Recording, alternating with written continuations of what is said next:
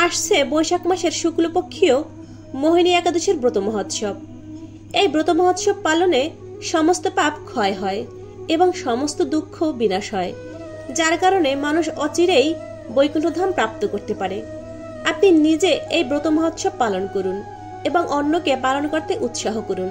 নমস্কার সবাইকে, আমাদের কৃষ্ণ ভক্ত রাসের নতুন আরেকটি ভিডিওতে সবাইকে সুস্বাগতম। আজকে আমরা জানব মোহিনী একাদশীর ব্রত মাহাত্ম্য। কুর্ম পুরাণে বৈশাখ শুক্লপক্ষীয় মোহিনী একাদশীর ব্রত মাহাত্ম্য বর্ণনা করা হয়েছে।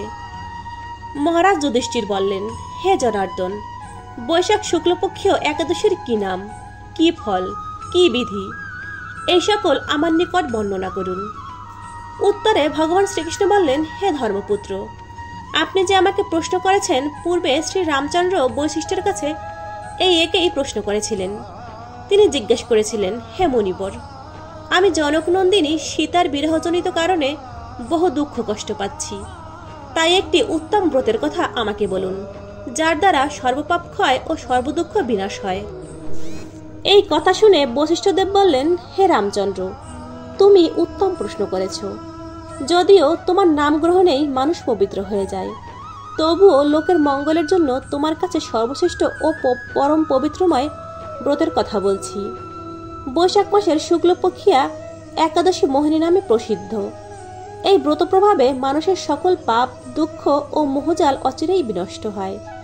তাই মানুষের উচিত সকল পাপ ক্ষয়কারী ও সর্বদুঃখ বিনাশকারী এই একাদশী ব্রত পালন করা। একাগ্রচিত্তে তার মহিমা তুমি শ্রবণ করো। এই কথা শ্রবণ মাত্রই সমস্ত পাপ বিনষ্ট হয়। পবিত্র সরস্বতী নদীর তীরে ভদ্রাবলী নামে একটি সুন্দর নগরী ছিল। চন্দ্রবংশজাত ধীতিমান নামে এক রাজা সেখানে রাজত্ব করতেন। সেই নগরীতে ধনপাল নামে একজন বৈশ্য বাস করতেন। তিনি ছিলেন পূর্ণকর্মা ও সমৃদ্ধশালী ব্যক্তি। তিনি নলকূপ, জলাশয়, উদ্যান, মঠগৃহ ইত্যাদি নির্মাণ করতেন। তিনি ছিলেন বিষ্ণুভক্তি পরায়ণ ও শান্ত প্রকৃতির মানুষ। সুমনা, দৃপ্তিমান, মেধাবী, সুকৃতি ও ধৃষ্টবুদ্ধি নামে তার 5 পুত্র ছিল। পঞ্চম পুত্র ধৃষ্টবুদ্ধি ছিল অতি দুরাচারী। সে সর্বদাই পাপ কাজে লিপ্ত থাকত। পরস্ত্রীর সঙ্গ, বেশ্যাসক্ত, লম্পট ও ধৃতক্রিয়া প্রভৃতি পাপে সে অত্যন্ত লিপ্ত ছিল। দেবতা, ব্রাহ্মণ ও পিতামাতার সেবায় তার একেবারেই মতি ছিল না। সে অন্যায় কাজে রত, দুষ্ট স্বভাব ও পিতৃধন ক্ষয়কারক ছিল। সবসময় সে অবাক্ষ ভক্ষণ ও সুরাপানে মত্ত থাকত। পিতা ধনপাল একদিন পথ চলছিলেন। হঠাৎ তিনি দেখতে পেলেন দৃষ্টিবুদ্ধি এক বেশ্যার গলায় হাত দিয়ে নিঃসংকোচে ঘুরে বেড়াচ্ছে। তার নির্লজ্জ পুত্রকে এভাবে চৌরাস্তায় ভ্রমণ করতে দেখে তিনি অত্যন্ত মর্মাহত হলেন। এই কুস্বভাব দর্শনে ক্রুদ্ধ হয়ে তিনি তাকে গৃহ থেকে বার করে দিলেন। তার আত্মীয় স্বজনও তাকে পরিত্যাগ করল। সে তখন নিজের অলঙ্কারাদি বিক্রি করে জীবন অতিবাহিত করত।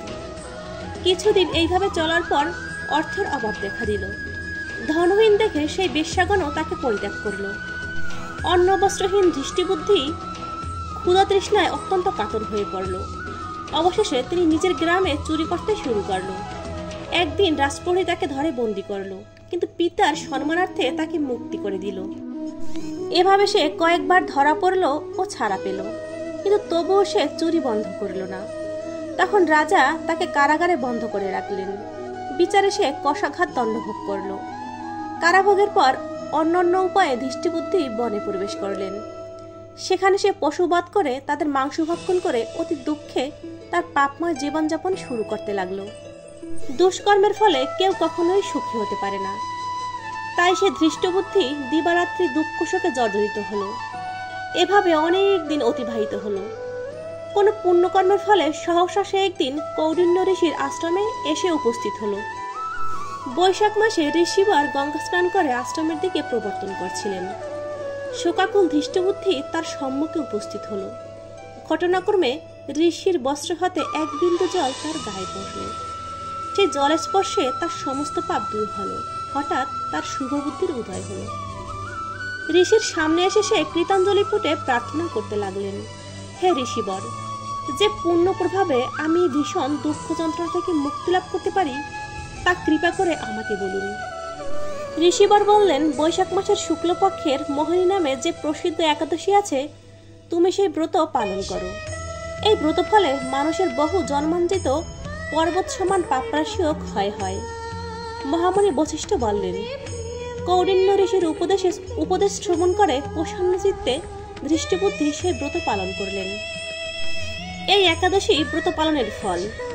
হে মহারাজ রামচন্দ্র, এই ব্রত পালনে সে নিষ্পাপ হল, দিব্যদেহ লাভ করল। অবশেষে গরুর আরোহণ করে সকল প্রকার উপদ্রববিহীন বৈকুণ্ঠে গমন করল।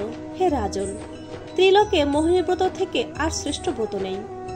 যজ্ঞ, তীর্থস্নান, দান ইত্যাদি কোনো পূর্ণকর্মই এই ব্রতর সমান নয়।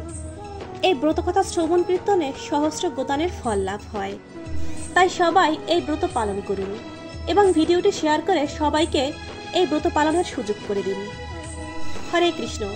ভিডিওটি যদি ভালো লেগে থাকে তবে আমাদের চ্যানেলটিকে অবশ্যই সাবস্ক্রাইব করবেন।